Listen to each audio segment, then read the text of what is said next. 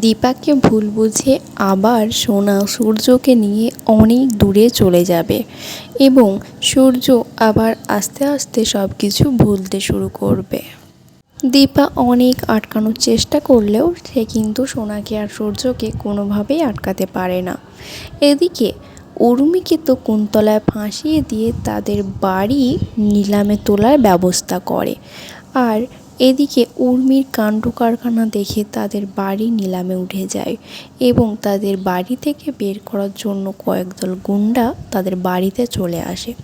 উর্মির এই কাণ্ড কারখানা দেখে বাড়ির সবাই তো হতবাক হয়ে যায় যে উর্মি বাড়ি বিক্রি করে তার অ্যাকাউন্টে টাকা নিয়েছে।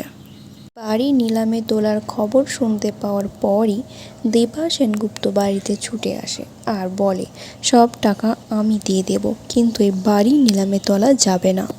কিন্তু কুন্তলা তো উল্টে দীপাকেই ফাঁসিয়ে দেয়, বলে দীপাই নাকি এসব কিছু মূলের কারণ, দীপা অন্য কাউকে টাকা দিয়ে এসব করার ব্যবস্থা করেছে।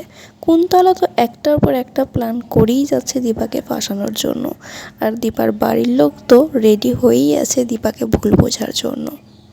তো বন্ধুরা, তোমাদের কি মনে হয়, দীপা কি আবার ভুল বোঝাবুঝি কাটিয়ে সূর্যকে আর সোনাকে নিজের কাছে ফিরিয়ে আনতে পারবে, নাকি সোনা সূর্যকে নিয়ে সারা জীবনের মতো অন্য কোথাও হারিয়ে যাবে?